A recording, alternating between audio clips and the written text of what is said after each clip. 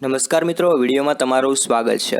ગુજરાતના હવામાન વિભાગે આગાહી કરતા જણાવ્યું છે કે સૌરાષ્ટ્રમાં જામનગર, પોરબંદર, રાજકોટ, મોરબી, જૂનાગઢ, અમરેલી, બોટાદ, સુરેન્દ્રનગર, દ્વારકા, કચ્છમાં તો ગુજરાતના રીલ્સમાં બનાસકાંઠા, પાટણ, અમદાવાદ, સાબરકાંઠા, મહેસાણા અનેક જિલ્લાઓની અંદર અથવા શહેરોની અંદર વરસાદ પડવાની જે છે તે આગાહી કરી છે।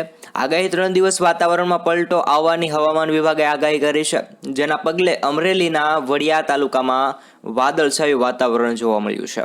આકાશમાં કાળા વાદળોની ચાદર છવાઈ છે, તેમજ કમોસમી વરસાદની આગાહી વચ્ચે ખેડૂતોની મુશ્કેલી વધી રહી છે।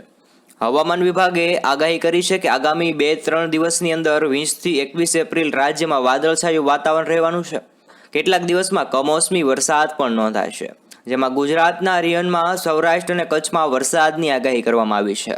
સૌરાષ્ટ્રમાં વરસાદની આગાહી અને ઠંડક રહેશે તેવું પણ હવામાન વિભાગે જણાવ્યું છે। હવામાન વિભાગે આગાહી કરતા જણાવ્યું છે કે સૌરાષ્ટ્રમાં જામનગર, પોરબંદર અને ઉપર તમને જણાવ્યા મુજબના જે છે જિલ્લા અથવા શહેરો હોય તે વરસાદની કમોસમી આગાહી કરવામાં આવી છે। આવી રીતે 20 થી 40 કિલોમીટર પ્રતિ કલાકે પવન ફૂંકાશે। તાપમાન આજે સૌરાષ્ટ્રમાં 3 ડિગ્રી ઘટી શકે છે। ગુજરાતમાં રીલ્સના 1 ડિગ્રી ઘટવાની શક્યતા આગાહી છે।